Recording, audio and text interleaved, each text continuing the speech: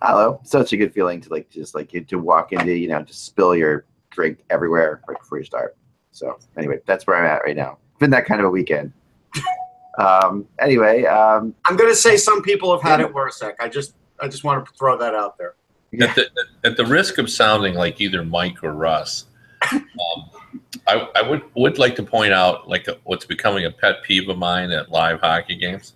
Pet peeve might be too strong, but I'm just flabbergasted that people would pay incredible amounts of money to go to a sporting event and then spend the entire duration of the game on their phones, playing with whatever. And, I went to the Detroit Lions game yesterday and sat in my seats, and, I'm looking around us, and I would say 1 in 5 person was not paying any attention to what was going on in the field. Kevin, I was at the U2 concert at the Bills Stadium last Tuesday. 55,000 people there, and obviously they go on stage about 9:30, and you could have that place. It was lighted up by the number of people on their cell phones, going at it, texting, taking pictures, and not paying attention to the concert. Now, I took a few pictures, but I wanted to listen and I wanted to watch. Back in the olden days, people were doing that with like the New York Times. They'd have the New York Times at a Met game and they wouldn't pay attention. And I would always wonder, why did you buy a seat? Like, why did you spend money on this? Because, unfortunately, in really olden days now, No, unfortunately, Russ, I took a girl to a concert in high school, and she whipped out the Buffalo News in the middle of it. That's a shame, Mike. That's all. Yeah, so I got used. I don't even know. But here's something Mike and I talked about yesterday. So, with all of the things that are going on in the 21st century, these great advances in technology and everything else, it seems as though the world still hates writers, and especially hockey writers, because if nothing else, couldn't they have invented something that transcribes every interview we have 100% perfect, so that we could put that in our article and maybe speed up an article by an hour or so every day? But no, nobody's been able to do this. It's always like 75%, 80%, never hockey terms. And there's even a publisher out there, I won't say who it is, who basically told me they would send out stuff to like India. But the problem is you get back stuff from India, even though it was, cost effective, but a lot of things, didn't match up because they don't know English as well as, as we do with certain words. So, Kev, I know you've gone through this. Why isn't there a solution for that? It's a great question. And boy, it would sure have saved all of us a lot of time. I mean, I've been at this for 32 years covering the NHL. Can you imagine how my life would have been different if there was a transcription? Yeah. Service and it is an art. I mean, and I know both of you guys know that, you get to the point where you don't, I know guys that transcribe everything they get. And I don't. I mean, I have it in my head what, quotes I'm going to need. I sort of know where they are on my recorder, and I go back and sort of dig them up. And, but it's still an art. And I know guys who don't use a recorder, and they do an amazing job, getting the quotes down. But man, you're absolutely right. And I don't know why they, I mean, we have the space shuttle. We have robots. Well, and the reason this came up is because I have the new state-of-the-art Galaxy S8 phone, and it has a speech-to-text function. And I'm in the scrum yesterday at the Leafs Senators game, and the last 3 interviews I used this function, and it you can see it typing out the words as the person is talking. And then I drive home, and I drive back to Buffalo, and I sit down at a coffee place to write out my article. And I swear to God, it would have been easier to decrypt it if it was in Swahili. That's how bad it was. It was about 5 to 10% accurate with words that were not even close to the words that the players were. And these were, these were Canadian or American players. It wasn't like the Swedish players who have trouble with English. It was so brutal. It's not even worth using. Yeah, no, I've had that experience as well. I do love the rare moments though, when you've done an interview and you have forgotten, you come across and there's just a great quote that you had forgotten you had. Like, I love that feeling, and especially when it's something like that changes your story, like it's a quote that will be your first quote, or it gives you a good lead, or something that you've forgotten because it was a lengthy interview and you had done it a week before and all that. So I do love that moments, but mostly the transcription of recordings is the bane of every journalist's existence. I don't think there's any question about that. It's just thankfully recorders have gotten better, because I remember back a couple phones ago, because I mostly used my phone and the sound was so bad that I simply had to wait until the team posted the video of the press conference so I could get clear audio, even though I was 5 feet away from the coach. That's how bad it was. All right, I'll throw out my favorite part of this this whole deal. Even though it should be like, Siri, I'm interviewing Phil Kessel now. Right. That's what I want. I want that function. I just want to be able to say so Siri can then take Phil Kessel, have a knowledge of the way Phil Kessel talks, and then translate it. Ask him if he likes hot dogs. No, I'm just tell Siri I'm interviewing Phil Kessel. You have lofty goals. That's all I can tell you. Yeah, it's very. I actually like my favorite thing but I don't know why I thought you were going to go there, but one of my favorite things happened with Phil Kessel at the World Cup of Hockey about a year ago was the situation where you have 50 all-star NHL players in a room, all the best media people probably in the NHL basically there, and Phil Kessel can tweet something out that can take over everything within a matter of seconds. Okay. That could just change everything within. Yes. You have you could talk to Crosby, you could talk to any, but Phil Kessel tweets out something and it just completely takes over the entire room. And feeling that tweet go through the room, that was pretty neat. He is a master troll. That he is. It is interesting. The journalism is changing though. I just did the NHLPA player media tour. 31 high profile players from 28 different teams, and it's interesting. In the old days, you try to get a good news nugget, and there was one that emerged, Erik Karlsson. Although I think people kind of suspected this, it was the first time he had actually said, "Look, I probably will not start the season because of my foot." And so, there was some news to it. But I found it interesting for us at USA Today. One of the things that got the most reaction that we did is something we would never have done even 2 or 3 years ago, and that is. Jimmy Haskett, my boss, came up with the idea of let's ask, and we didn't do all the players, but a good number of players to draw their team logo. We actually did this on the show. We went through this on the last show. It was really amazing. It was as you know, it got plenty of reaction and people liked it. And when we came up with it, I shouldn't say we, Jimmy came up with the idea, and when he did. He thought it would be fun, and he thought fans would react to it, and they have. And, it was the best thing. And here's the thing I like best about it is the players had a good time with it. Right. I was really impressed at how the guys that we asked to do it. And, to be honest with you, I sort of handpicked the players, that we asked. I knew the guys, the younger players who were more into it, and, they had fun with it. We asked Ryan Getzlaf, who's not a younger player, but an older player, and he said, "Well, I got the simplest logo, so I'll do it." And he did his little thing, and one of the guys started over. I think it was Jeff Skinner. He did it. He goes, "I don't like this. I'm gonna start over." And started over. They just had they had fun with it and gave it a good effort. And we said, "Don't spend a lot of time on it." But when we were done and it was getting a lot of response, I just said to my boss, this is how journalism has changed. That was something that our readers enjoyed. It was something we gave them that was unique and different. And, we could have written a 30-inch story on, Ryan Getzlaf and whether or not the Ducks can turn the corner and win the Cup this year. And we wouldn't have had nearly the reaction that from doing that. I love it because it's like, I think every kid who grew up a hockey fan remembered drawing the logo in class, like on your notebook when you're sitting there bored out of your mind. Mike talked about he did it with a protractor last week, but that was. Well, I was in a drafting class. I had I still have the protractor and the compass. No, you don't. You still have that. Come on, Mike. No, you don't. Oh my God. Well, Mike gets a protractor for us. Well, I have my triangles. Fantastic. All right, let's get going. This is truly frightening. All right, let us begin. Okay. Hello, Hockey World. It's Monday, September 11th, 2017. I'm Michael Agello. I'm Russ Cohen from Sportsology.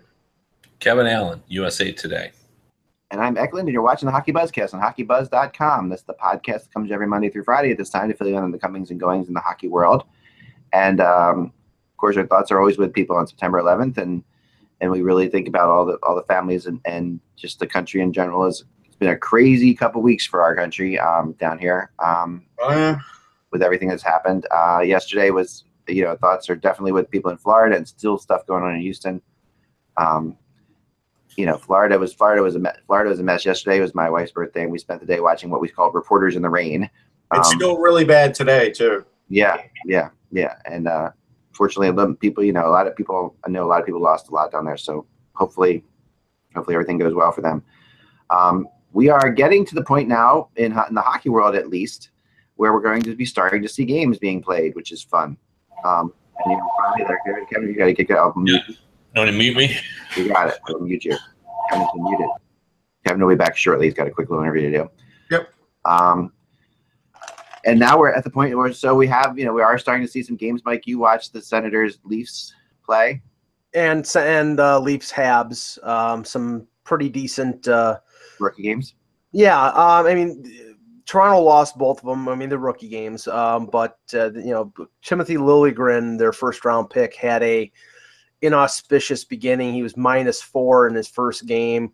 He looked a lot better on Sunday against Ottawa. You can see the talent there, the speed, the offensive ability. He's already, in terms of being a power play point guy, very, very good, at least at an AHL level. And this is at 18. I think it'll probably be at an NHL level pretty soon. They're not going to rush him. He's probably going to spend the entire year in the American Hockey League and probably play for Sweden in the World Juniors. But there's a lot of talent there. And Travis Dermott, it was another defenseman who played with Connor McDavid in Erie of the OHL. He's got a good chance of making the Leafs out of training camp, and a few other players. But apparently, Russ, the best player, and I wasn't at the game because it was non-Leaf related, but Thomas Chabot really stood out in the Ottawa-Montreal game. And more than likely, he's going to be the guy to replace Mark Mathot. They think that eventually when Carlson comes back, he's going to be the guy to play with Carlson on that top pairing. Yeah, I look at Chabot as a Calder candidate, a guy who's a mortal lock unless there's an injury to start the season, a guy who just skates like the wind. Like I've liked him for so many years now, it seems, and it's only been a couple. But watching him in the World Juniors last year, he was fantastic. And this guy has just got all the talent in the world. Like he and Carlson on the same blue line, if they match up that way someday or they split them up, either way, it's going to be pretty magnificent. Yeah. And strangely enough, Colin White, they played, Logan Brown played, but Colin White didn't. Maybe because Colin White played for the Sens a few games in the playoffs. Maybe they think he doesn't need to play in the rookie tournament. At least I didn't see him. I have to check whether he was on. I don't think he was on the roster. But Ottawa has got a lot of good young talent. But my question is, again, I picked them to finish dead last overall, and they came within one goal of getting to the Stanley Cup final last year. We're a little off. That's all. It's just a tinge. But I'm thinking there's going to be a coming back down to earth this year with that team, because they got great goaltending from Condon and Anderson. They got pretty good offense. They had two defensive pairings that were great. Everything went right for them.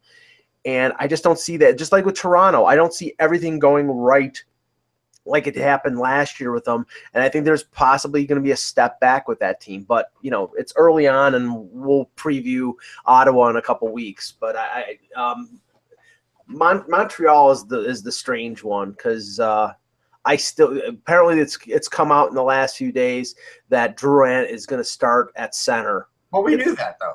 Well, no, it was whether it was going to be Galchenyuk or not. Yeah. You knew that they were going to give this a go. That's why they went out and traded for him. I'm sure Claude Julien had input in this. Like, I'm not shocked at it. I just got back from Flyers camp. There's some interesting things there. We saw more Nolan Patrick today because in rookie camp, we really didn't see him. He was sort of like recovering, working out on the side, working out with his teammates when we weren't around. So we didn't see a lot of him. He looked really good today. I saw him make some really nice drop passes. It's now 5 weeks only since he's not been in pain. And this is why I always want to tell people, you can't say someone's a mortal lock because he's literally just recovered. But for a guy who's just recovered, he looks really good. So we'll see. He's going to have a nice run here, and Flyers fans should definitely get out to that rookie game on Wednesday because that'll be his first time playing in any kind of real scrimmage for them. I mean, today they did little scrimmages, mini scrimmages, and but nothing like what that game will be like. So that'll be fun.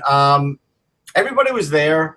I like the one invitee, Ivan Korosenkov. I really like him. He's out of Victoriaville. He's a teammate of LeBerge. He worked out really hard this summer. You could see he's even got more muscle on him than he did in July. I would sign this guy. I mean, and when I mean sign him, just sign him. That's all. You don't have to worry about where he's playing this year. He'd probably go back to Victoriaville. But I get him in the organization because I really think this guy can do something. He's already 6 foot, 181. He's already got good speed. He's strong. He'll only get stronger. He's just got this will of a really good bottom six kind of guy. And so I would hope at some point he gets a contract. He's literally in there for a contract, you know, so it's life or death for a guy like that. But they have a nice group there, and this rookie game should be a lot of fun. It'll be against the Islanders prospects, so it'll be interesting. I have not seen a list for who the Islanders are going to have in that game, and knowing Garth, it'll probably be put out very last minute. Yeah. One note from the rookie tournament that's in Buffalo right now between the Bruins, Devils, and Sabres. Russ, you know how it's sometimes you have a pair of brothers where everything goes right for one and everything goes wrong for the other? Well, Alex Nylander, I mean, I've always been high on him. I thought he deserved to be picked 8th overall by Buffalo. Thought he was a talent. I wasn't sure whether he was going to be as good, better, or worse than his brother, but, you know, has similar skill set. He just has not gotten any breaks, and in his first game in the rookie tournament, he hurts his ankle. And I don't know how serious it is, but you know, and it's expected that he's going to start the year in the American Hockey League, and it's going to take, you know, a little time to get him, you know, more acclimated because I thought he had a bad rookie year down there. But he didn't have a great rookie year. I felt like he still had a chance to make the team, an outside chance.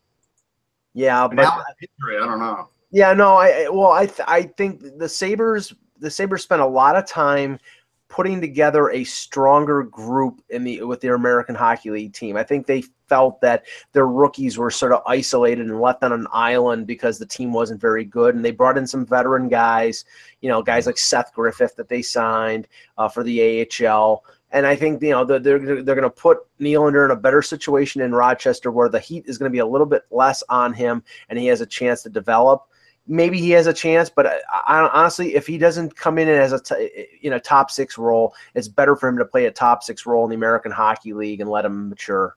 Sure. I just felt like if they gave him an early look during the season and he looked really good, he played the entire preseason, they are not loaded to the point where they couldn't use an Alex Nylander if he's up to the task. So I still am holding out a little hope that he has a chance to make it. But if he plays in the A again, it's fine because he didn't have a great year. But it wasn't a horrible year. He had 10 goals. I mean, it's a rookie season, right? It's his first time playing pro. But everything else about him is pro ready. It's the motor. Like, you need to just see this guy play a full game. If he can play a full game, I think he's got a chance to make it. Yeah. Kevin's back trying to figure out how to unmute himself, probably. I think I just did it. Very nice. Yeah, there we go. Yeah, I'm happy to report that was just a member of the U.S. women's national team, and they were in Florida during the hurricane. But yeah, they were in Tampa, right? Just north of Tampa. Okay. About 20 miles, and they bunkered down in a kind of a big, kind of a room within a room, is the way they described it, and they were fine. their little city and their resort where their training didn't get hit that hard. So it all worked out, all good for them. Yeah, I saw they had their pets with them and such. That's good. The news of the morning was the Damon Severson signing, 6 years, $25 million by the Devils. Kevin, this is the same deal that Adam Larson signed with the Devils before he got traded to Edmonton. What do you think on this contract? Well, if you have a pulse now and you're a defenseman in the NHL, it's $3 million, a year. So, and he's better than a defenseman with a pulse. So, right. I mean, that's just what you pay for guys that are proven. They can see guys that can handle the puck a little bit. They're going to get rewarded. The value of defensemen has risen so dramatically, and people sometimes get mad when teams commit dollars and contract length, but it's almost what you have to do to keep your guys now. That's just the way the precedent is, and if they don't do it, then GMs get hammered for not signing long-term deals, and then GMs get hammered like in Boston when they don't sign Pasternak and get him signed. So what is it that you want them to do? Hold the line, but don't lose any of your top players. Well, that doesn't work. I'll say this about Ray Shero. I mean, if we go back and look at his record, he's had very few bad deals. And it's not like he's trying to be cheap about it. It's not even like New Devils ownership is saying you have to save money. It's not so much like the Lou regime was, but he just signs good deals. And this is good for him, because if Severson doesn't stay as their top guy, it's still very good money. And if he does stay at their top guy, it's a great deal. So I mean, the way it works out. 6 years from now, $4 million will be a really cheap contract for him. You would think. I mean, at this point, it already is it's already reasonable if he's a top four. Yep. Yeah, I mean, the sort of the way to look at it is like, if we, by the time that deal is done, the salary cap, even if it crept up $2 million a year, will be pushing 90. Right. And if you just do, say, 20 players times $4.5 million, dollars, $4 million is 80 million. So the average player is going to be earning that amount of money. So it is a good deal. Yeah, it's a really great deal. And I think the Devils need. I think the Devils need. They obviously need defense, and they've got one here who's working. He worked well as a top four guy, and this is right up their alley. Well, just to make this point, I mean, the free agent class next year when it comes to UFAs and defensemen is not. It's not a big class. I mean, Mike Green, Jack Johnson, Chara, but I don't think John Carlson, I think, is the best one. It's the year after, and we're going to talk about the Kings a little later in the show. But Drew Doughty and Erik Karlsson, Kevin, I mean, right now with the level that Carlson's at, could he get close to what McDavid's making? Well, yeah, oh, for sure. He's the most dynamic defenseman, and that's what you're paying the extra amount of money for. Like Connor McDavid got, exceeded the $10.5 million that Kane and Taves got because he has that it factor. And not many guys have that. It's Crosby and him and Ovechkin. There's a dynamic to them that requires you to give them some extra, money beyond the superstar money. And Karlsson has that it as well. He's a dynamic presence. He's a game changer. So I think they will have to pay. He's so important to his team as well. So absolutely. And I say before, you don't negotiate with guys like that. You have a conversation and you basically say, this is where we're at. This is what we want to do. This is what we need to try to pay your teammates. Right. What can you do for us? And you hope that, he doesn't hammer you for all 20%. Considering he was second in the league in block shots besides the offense, he's getting top of the scale. So he's getting at least 10. Yeah, and a player, and don't get me wrong, I think Marc-Edouard Vlasic is a really good defenseman. I would love to have him on any team that I would be rooting for. but I don't think he's a $7 million defenseman. That's what San Jose paid him. And now with his contract kicking in next year, Martin Jones' contract kicking in next year, I don't think they can afford to re-sign Joe Thornton if they wanted to. And I think they sort of overpaid a guy who he's not the greatest offensive defenseman. He's a good two-way guy. But in this realm of defensemen being so valuable, paying $7 million for Vlasic is a little bit, it's overkill. It's hard to say. I mean, I thought he was going to get that. I think he would have gotten it on an open market. I really did. I thought that's what they were looking at. They're looking at what he's going to get out there, and I think he would have gotten it that easily. I think there are teams that would have given it to him. Vlasic has such a great reputation, of being this.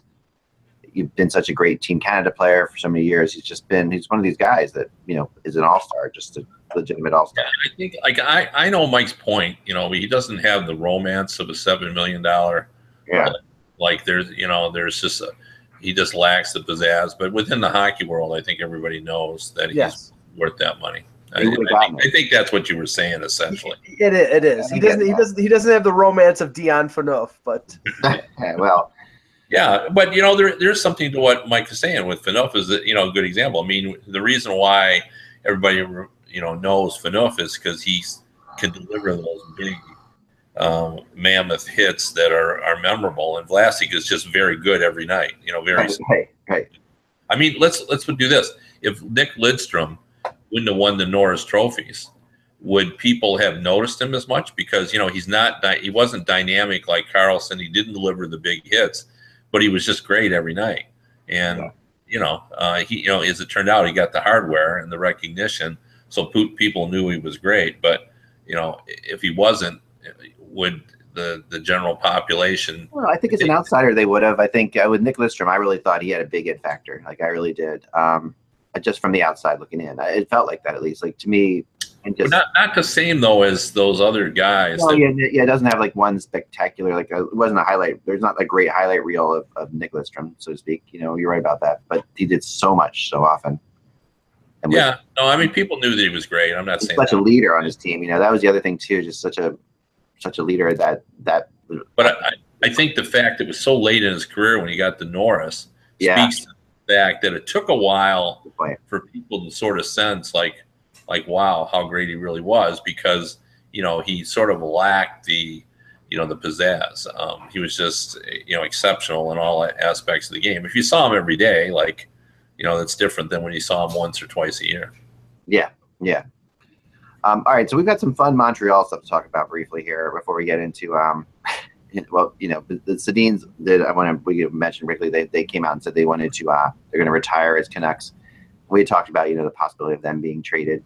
Well, at some point this year, and I don't think that doesn't mean that they couldn't be traded this year necessarily either. Well, it came out in the article in the Players Tribune, but a couple days ago, Trevor Linden was interviewed and said he will not trade the Sedins at the deadline. So it seems to be like sort of a charm offensive here. Oh, I love Vancouver. We're not going to trade you. I mean, they're UFAs at the end of the year. I mean, again, I have a feeling that if they do re-sign in Vancouver, it's going to be for like half the money they're making right now, because they're collectively making $14 million. And this is a team that, in spite of some evidence that they're not rebuilding, because they signed guys like Thomas Vanek and they brought in was it Louis Eriksson last year. They have brought in some youngsters, and they're starting bring in Besser, bring in Virtanen. Yalevi might be making the team this year. I think this is a rebuild, but they want those veterans around to have an influence on the youngsters too. Yeah, they're never going to hurt you having them on the team. No, but I mean, what you could potentially get for them just as a rental this year, which is a perfect year to do it, and then have them come back and sign with you anyway, can help your team drastically. That's what I. If you have them tutoring guys, like if you have the Sedins with Brock Besser or somebody like that. But that's a pretty big deal. That could help a learning curve, and sometimes that's better than waiting on what you can get in a deal. Is to advance your younger players. And it's all under their control act, because I believe they have no trade clauses. Well, no, they can go again. Yeah, if they don't want to go anywhere, they're not going anywhere. Right? No, of course not. No. Well, and I don't you admire a team that takes classy guys like Sadine's opinions to heart. I mean, it's a really difficult spot, because it's hard to rebuild on the fly. It's much harder than stripping it down to the chassis and starting over, because then you can just sort of pick the parts you want. And it's making it harder, but haven't they sort of earned that right? And you look back, the only player I remember, Matt Sundin, did that as well. One year he didn't want to. Oh, I remember that. Oh, don't say that. Oh, you started something out, Kev. Yeah, no, I know, but I mean, if they want to retire as Canucks, go all the way through. I mean, that's sort of how they played the game. I mean that sort of dedication and it makes it hard. But shouldn't you reward them for the loyalty and allegiance they've had through the years if that's what they want to do? Like they have just done nothing but serve the Canucks well. It's and I understand your point as well. And they could get a lot for them if they traded them, and it could help their rebuilding. And they could still come back and be there. Like we saw Keith Tkachuk do a couple times with different teams. There's a way. Yeah, if they don't want to do it, they don't want to do it. No, they don't want to do it. They don't want to do it. Montreal. Okay, Alex Galchenyuk quote yesterday. When I'm asked about being center, I know I'm back in Montreal. I'm trying to find a new answer. Bergeron's response. Mark Bergevin has all but ruled out that Alex Galchenyuk will play center at any point. Says he's seen enough and knows it won't work. Bergevin goes on to say Dave Schlenko is currently penciled in alongside Shea Weber as the Habs' top defensive pairing, but that can change. Can be by committee depending on opponents. My theory on things by committee, Kevin. Yeah. Things by committee mean that you don't have anything. Like scoring by committee means you don't have any scoring. Yeah, that's code. Yeah, when you're scoring by committee, it's code for we don't have enough scoring. It's called you're in trouble. You have to hope that everybody scores. And this is followed by the report that Jonathan Drouin will be a center in Montreal, and all of this is coming from Bergevin, which is a little bit, not unexpected, I guess, but a little surprising. What happened to GM saying it's up to the coach? It's for Bergevin to say I've seen enough and I know that he'll never be a good center. It's not a great thing for him to say. Well, unless he's sure that that's what Julian thinks. Yeah, unless he's sure what Julian thinks. It makes me feel as if, and I don't know any things are different, but that he didn't fire Terrian, but Terrian was fired by other people. That's the first thought that comes into my head because of this, the dynamic of this. Because that was very much Terrian's feeling as well, and I don't know. But you know what? I will say this. By Bergevin saying that, now nobody's going to ask that question of Galchenyuk for the rest of the year. So in a way, he's taking. I will give you $1 million if no one asks that question of Galchenyuk. No, they're not gonna. I'm telling you. When you have a GM come out and saying it's not going to happen, I don't think they're going to ask the question. And I do think that takes the heat off of him for that. And in a way, I think that's a good thing for him to go into the season knowing, A, he doesn't have to answer that, and B, he's not going to have to worry about which position he's playing. Now he pretty much knows. Yeah, the opportunity to hire Julian after he got fired by Boston was too good for Bergevin to pass up. It's a guy who won a Stanley Cup. I agree.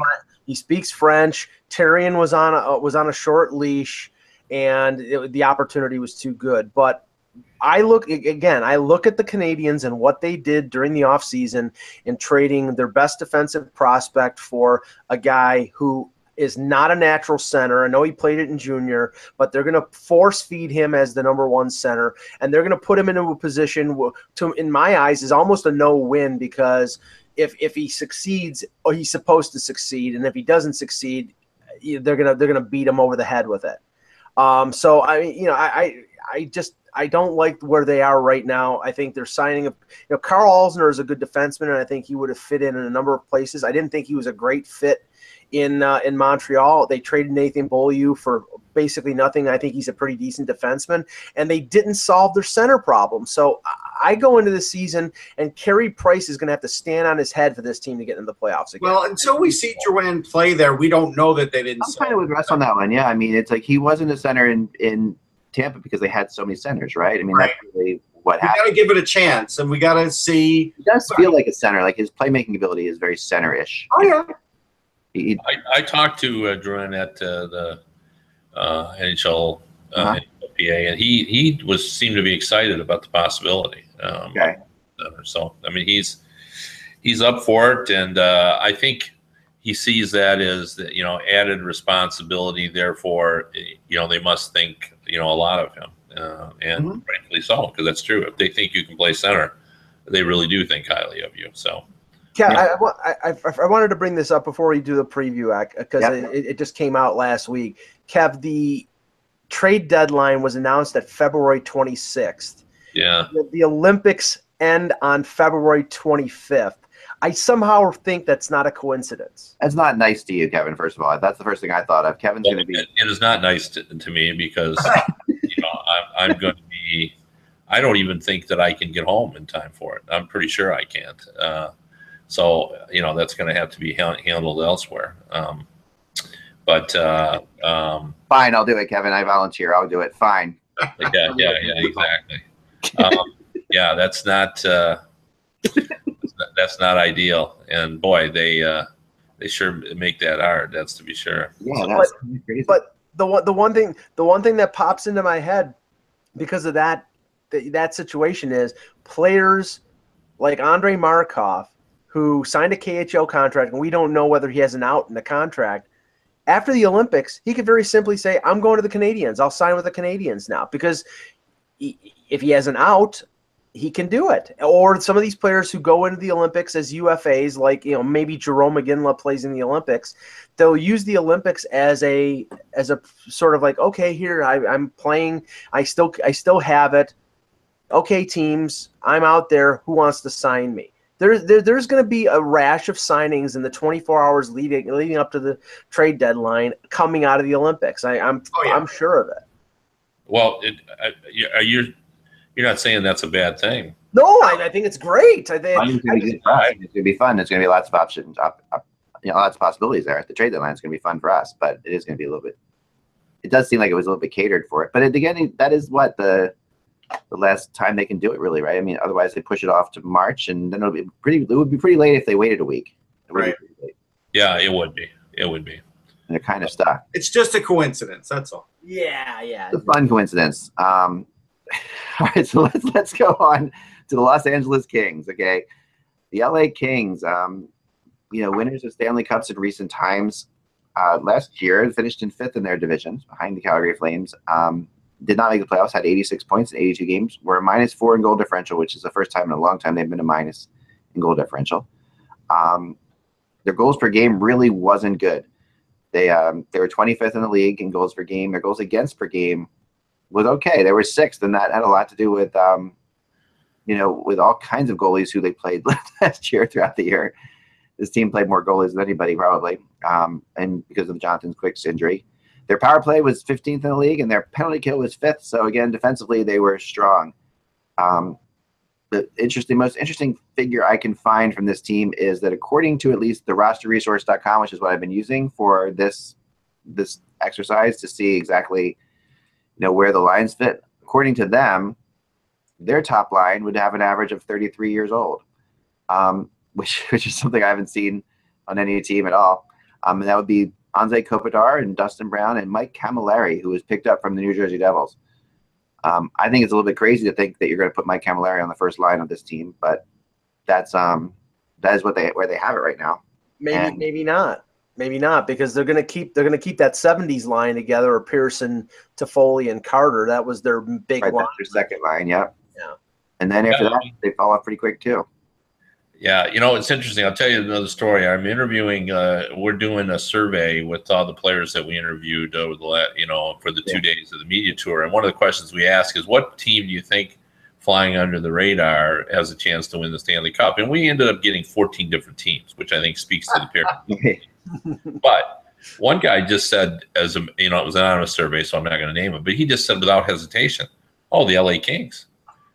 Quick and hot.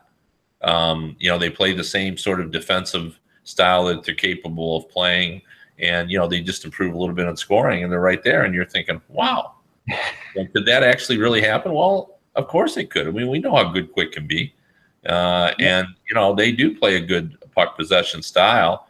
And they've always been a poor scoring team. But what if they could just get a few more goals? I mean, when Stevens was hired, I remember when the first day it came out that one of the questions that Rob Blake had for him is there anything you can do to as a coach to create more scoring? And he said he thought he could. And it wouldn't take much, like a better offensive year from Kopitar, and maybe Camilleri and he'll have good chemistry. And I think Kopitar is one of the keys. Like, there's no doubt he's one of the better all-around players in the game today, and he's even if he doesn't score, he's a valuable player. He's a good leader, and he's an excellent defensive forward, and but his scoring was off last year, and if he could be a 20 to 25 goal scorer, even, like, what a difference it would make on this team. So this team, everything has to go right, but they could be a playoff team. No, they could be a playoff team. It feels as if like everybody keeps saying that they are the team that has not moved into the modern era, right? That's the common. I think if they could put one sentence on the Kings, that's what it would be, right? That's what people seem to say. I mean, I look at them. I like their goaltending situation. Even their backup is fine with Kemper. That's fine. Their defense, it's like a good two pairs spread over three. That's what they've done now to sort of cover themselves, and it's weakened. It's not terrible. It's not bad. It's a little above average, but it's definitely weakened to what we're used to seeing. So if they were to have an injury, it would hurt them. I think they're really weak is on their third line. Like, at the roster resource, if it's going to be Kempe, Dowd, and Brodzinski, they're in trouble. And so I kind of look at that and I say, I kind of wonder if Spencer Watson's going to get a look. He's 21 years old. He played 5 years in the OHL. He was more than a point a game in the playoffs last year. And although people might be expecting to see him in Ontario, this kid could skate, and this kid does have a scoring ability. And so I kind of wonder if he's a guy that maybe could surprise at a camp, because if not, their scoring is going to be down. There's just no way around it. Well, go ahead, Kev. I was just going to, in responding to Russ, that's a really good point about the defense, and using vernacular that we now are very familiar with over the last few weeks. Their defense used to be a Category 4 or Category 5. Now it's a Category 2. Yeah, heading towards tropical storm status. Yeah. Just because they used to be, they were deep and they were strong, and a guy like Martinez is a very effective player, but he didn't get a lot of attention, and now he's one of their key players just because they don't have the same depth they used to have. Yeah, Kevin, they've never recovered from the Voyanov situation. I mean, that he's in his mid-20s now, and if he hadn't done what he did and he was in the NHL, he'd be on that top pairing or maybe on the second pairing. Their defense is good. I mean, Martinez, Muzzin, and Doughty is as good a top three as you're going to get, but the depth, Gravel and Forbert and Folan. I mean, I'm not so sure about the bottom half of their defense.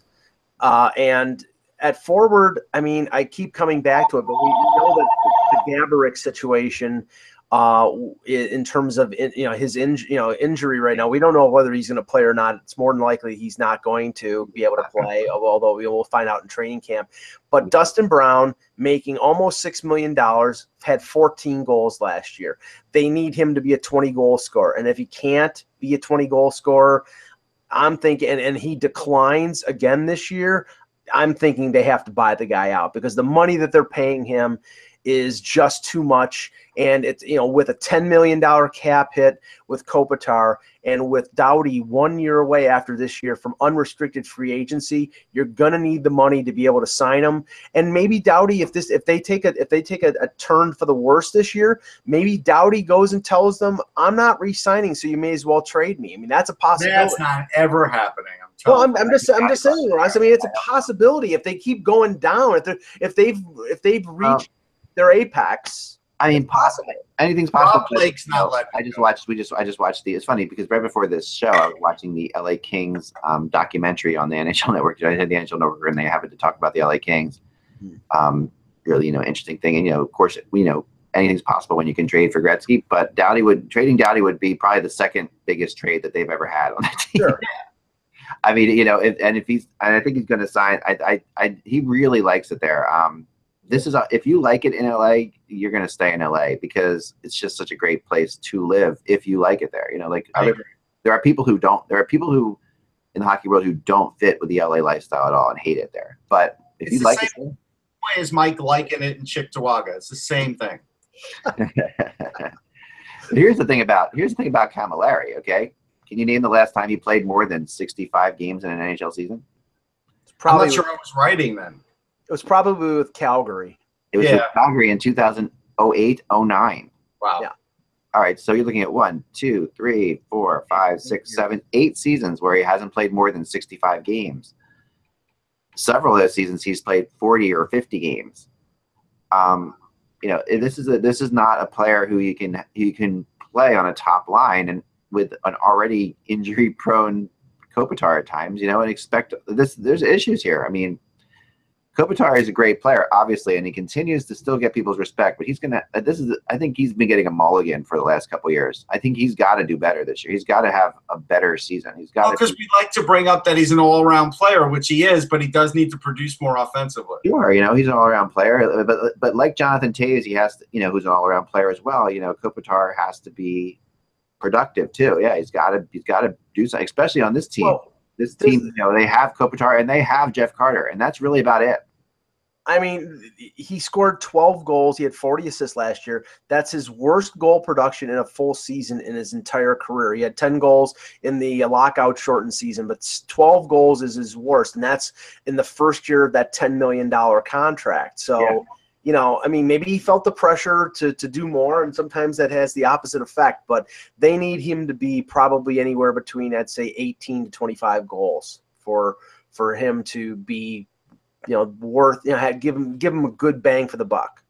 Yeah, I agree with that. I mean, and I do agree very much with what Russ was saying about the third line. You know, the third line, or whoever was saying the third line is not really. I mean, I think they have 2 fourth lines essentially. Yeah, and I would say Clifford, Shore, and Lewis is more a third line than Kempe, Dowd, and Brzezinski is. You know, like I'd say that if you're going to pick one to be the third line, I would go with Clifford, Shore, and Lewis because. Well, we're going to see whether there's a change in philosophy here with Stevens as opposed to Daryl Sutter, because Daryl Sutter was content having third and fourth lines who would just bang the other team into submission. Right. That's the thing. You need offense out of those third and fourth lines. I mean, that the way the league is going now, you can't simply have 2 checking lines in your bottom 6 slamming everybody into the boards. You need to have some offense in those lines. And I might be wrong when I say this, but it feels like they're keeping Clifford and Lewis on the fourth line just to still say they have Clifford and Lewis on the fourth line. You know, like they've always been the great fourth line players, you know, that have been there for a while. But it's just that at some point they might be better than your other line ahead of them. Here's the one thing I think we could say with pretty good confidence. As good as Carter was last year, for whatever reason, when Stevens is the head coach and can game plan, and he's a pretty good game planner, he'll get more out of Jeff Carter than he even got last year. He will. Yeah, I mean, Stevens will, but I mean, the thing that really made the Kings was the fact that they had such a solid system that they played. They were. Yeah, but they're not the Kings anymore. That's, you know. I know, and they were and I have some good friends who have been Kings fans for their entire lives, and they were the first to tell me that the Kings teams that won the Stanley Cup were not the best Kings teams that they've had. They said there were better teams that didn't win the Stanley Cup. You know, they'll point to the Gretzky teams, and they'll point to, you know, other, you know, teams back, you know.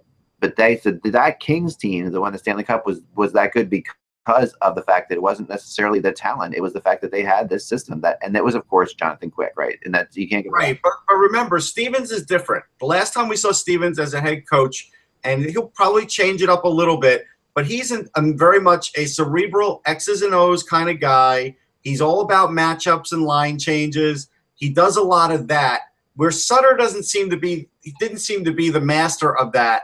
He was the master of don't make a mistake, play defensive until you have no offense at all, and don't make a mistake. That was Daryl Sutter, but it worked out because he didn't have guys that made mistakes, and they got plenty of offense off of just timely plays. But now that the offense is waning, I think Stevens will open things up a little bit more, and he'll have more set plays. Like it'll be a little tighter system, I think, than Sutter had, and it's going to have to be Like unfortunately, he's under a tremendous amount of pressure, Stevens, because it's not like it's his first go around as coach, and he's been there as an assistant forever.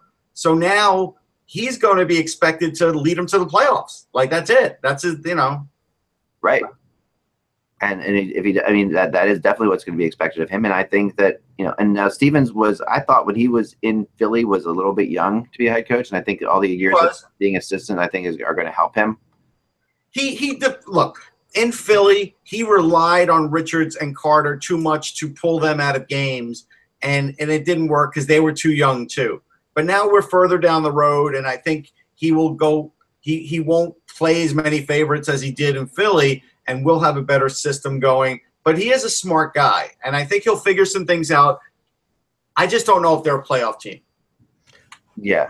I think everything has to go right for them. I think, Quick cannot have another injury. Now, Russ, they do have Cal Peterson in the fold, and they have Zatkoff and Kemper in terms of backup. So they have depth there, but let's be reasonable. I mean, it's Quick or bust. I mean, if they get 60 games out of Quick, they have a reasonable chance. It's the same as the Patriots, right? If they lose Tom Brady, are you really saying they could win a Super Bowl with Jimmy Garoppolo? No. So it's the same thinking.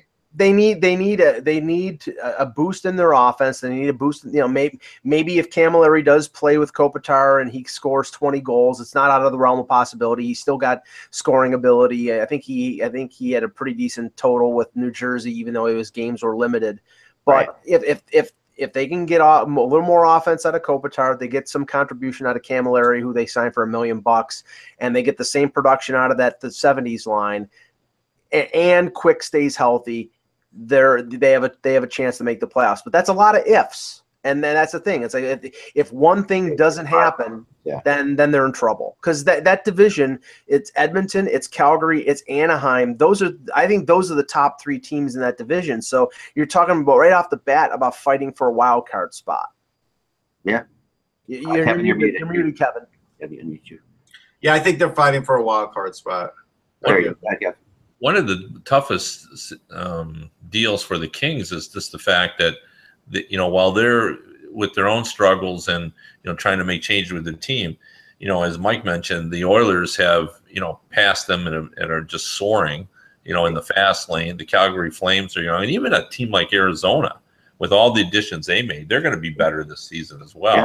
Yeah. And the Ducks have not lost anything. Like the Ducks could have easily been in the final last year. They could have won the Stanley Cup last year. They could have won the Stanley Cup. They could have, for sure. And all the projections of heavy damage on the Ducks because of the expansion, they were going to lose somebody important like Silverberg, Manson. It didn't happen because they maneuvered and they got organized. But one point I want to make about the Kings, because I've always felt this, like if I did a list of underrated players in the league, the guy that might be on the top of my list is Carter. Like, we don't talk a lot about him, but since he's gone to LA, like he's blossomed into just a terrific hockey player. Like, not that he wasn't before, but out there, like, you look at the way he plays now and, the way he skates and the way, like, he's just such an effective player. And, for a guy to, it's hard to believe that a team that has Carter has such a weak offense. I know. So, they could get it together if like Mike said, if Camilleri, like why couldn't Camilleri score 25 goals? No, it's possible. And Kopitar can be better than he has shown offensively. So really, like I said while you were away, Camilleri hasn't played over 65 games since 2008. He's been. I get that, So, and this is a team that has injury issues a lot of times. This is a team that has to face that. And I mean, I'm not saying anything. I mean, maybe you bring him back, and maybe Stevens is going to be a better coach for Camilleri, because Stevens might not require him to play as much two-way hockey as Sutter might have. Mm-hmm. I do think we lose a little bit in the hockey world not having Sutter as a coach anymore. I just think that he was such an interesting character. He was literally a Muppet to me in so many ways. Just in the way he talked, and his press conferences in Stanley Cup Finals were some of my favorites that I've ever attended, just for all kinds of reasons. He was just crazy. He was off balance. He would keep you off balance. That's what it was. And the players loved him. They went to the wall for him. They completely did, and I think that's had a lot to do with why the Kings won. I mean, they really they got more. He got more out of those players, I think, than he should have. You know. I agree. A couple of quick questions before we get out of here. These are YouTube questions. Wait, aren't we predicting? Oh, yeah, we got to do a prediction. Sorry, let's do that. Sorry, I apologize. Now, did you say who my Dallas prediction was last week? If not, I'll include it. You did? Okay. I did. Both of us thought Dallas will make the playoffs. Yeah. Yes. But for LA, I do not think LA will make the playoffs. Russ? I'm picking the LA Kings to make the playoffs. Really? Yes. I'm picking another prominent team won't, and we'll just have to leave that hanging. I'm picking the LA Kings to finish in the same spot they did this year, 5th in the Pacific and out of the playoffs. I'm out of the playoffs. I'm with Mike, 5th. Yeah, because Russ, someone there, who they're gonna? I mean, I think a kid like Spencer Watson maybe could surprise. I think Kempe has more to give. You know, you could have followed Mike last year and picked Ottawa to not make it too. So I picked Ottawa. He's wearing Ottawa colors right now. He's basically wearing an Ottawa jersey. Look at him. Actually, a Harry Potter shirt. Okay, so that's for the geeky people out there if you care. Question from the YouTube: is Mike living out of his car now? Eric, Mike did a couple shows last week from his car, and I just wanted to assure the public out there that Mike is not living out of his car. He just was traveling to Toronto and felt the need to do the podcast. So I get complaints. I get complaints when I try to do it from a Starbucks, and now I'm getting complaints from doing it from a car. What the hell? No, they were concerned about you. Yeah, he's not living out of his car at all. It was concern. I just was going to throw that out there. First homeless podcaster. Right. All right, Evan. I'm not really sure what Eck is talking about when it comes to the maturity levels of Nico versus Nolan. Those are those things. When I interviewed both of them during the Stanley Cup Finals and talked to him, I just felt like Nico was a little bit more. He seemed older to me, and maturity is maybe I tried to not use that word, but it just seemed like he was a little bit older, a little bit more cocky. So Evan goes on to say, Nolan Patrick has been the captain of his team for several seasons. He was a difference maker immediately in juniors. He's old for his draft class. Will be 19 soon, which Russ brought up as a great point. And when you hear him talk, he sounds like the most bland 40-year-old man you've ever read. No, but you know what it is? I'll defend you and say pre-draft, he was a little bit closed-mouthed and a little bit defensive. He was. I guess he was, and like I said, that's why I asked Bill Meltzer, have you talked to him much? Because I haven't talked to him yet since he got here, and I'm going to talk to him, I guess, tomorrow night or Wednesday night. But he may well get another, this is what Evan says, he may well get another season in Brandon, but inferring that Nico is more mature based on nothing but a few minutes of interviews against the reality of the situation. All that said, he's apparently healthy now, and that was going to be the main issue holding him back in the NHL. It's better than 50-50 that he's in the NHL this year, probably 60-40. I think that's good, Mike. I mean, Evan, I don't disagree with anything you're saying. I was making an observation. I apologize for that. But it was just an observation based on the two people that were in front of me. And it was in one circumstance, you're absolutely right.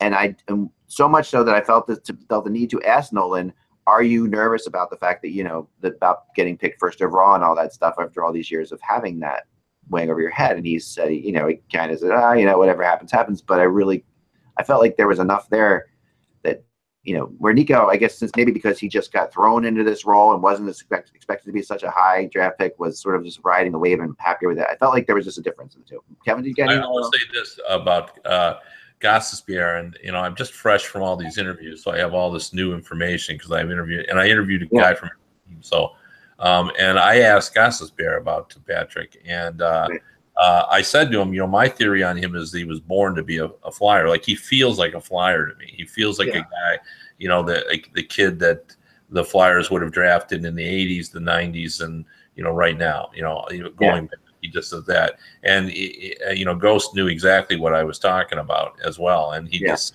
said, that in the limited time that he's had to get to know him, that he seems like he's just ready to play. He's kind of has an understanding, and I know what the viewer was saying as well. I mean, he's been around the block for a young kid, he's seen a lot, and dealing with the injury, I think that's part of the learning curve as well.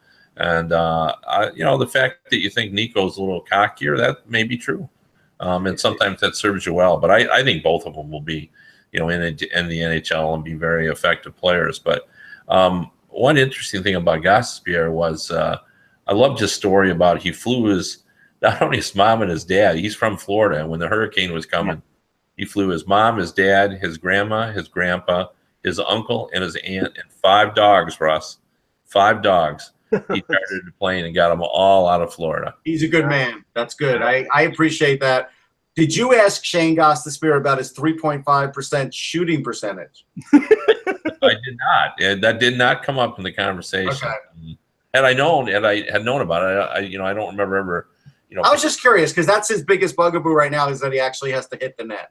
Okay, I need a to close out the show. Unless X got something else, I need a ranking on the tampering meter for the following statement. Apparently, at the Montreal Canadiens golf tournament this morning, Jeff Molson said that he and GM Mark Bergevin have been holding discussions regarding apparently trading for star players, including John Tavares.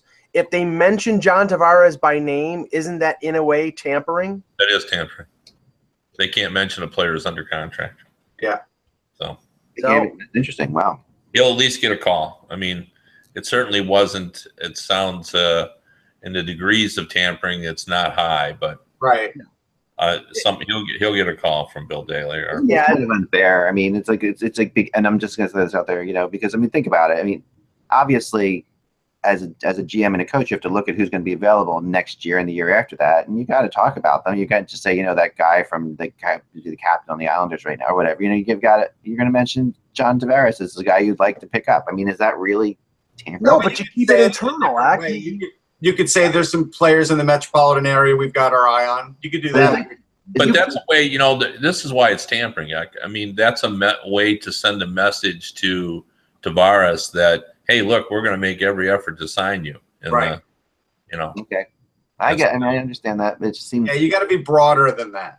Yeah, Ron Wilson, five or 6 years ago, I think it was 2011, he goes on Toronto radio and says, "Oh, I'd love to have the Sedins." He got a call. I think he got fined by the NHL for saying this, for talking about wanting the Leafs to sign the Sedin twins on Toronto radio, and it was like 2 or 3 days before and this was before they had that 5-day window. So you just can't mention in the media a player's name. You can talk about it internally, that's fine, but you just can't do it publicly. Hey, remember, Phil Esposito went up to Michel Bergeron at the draft table and asked if he'd like to coach for the Rangers. And once he started coaching for the Rangers lost the first-round draft pick. So, right. Yeah. Yeah. All right, well, we are in the age of collusion, so that's all. That's for sure. I can, My wife said to me the other day, I never heard this word collusion really before, and I'm like, covering hockey, I've heard the word collusion a lot. It's fine, yeah. Well, anybody who knows baseball has heard collusion. Ask Brett Butler about collusion. There you go. There you have it. Well, remember, guys, you can support us on patreon.com/hockey, and thank you, Kevin, so much for joining us as always. Sounds good. And without the buzz, it is just hockey. We will talk to you tomorrow.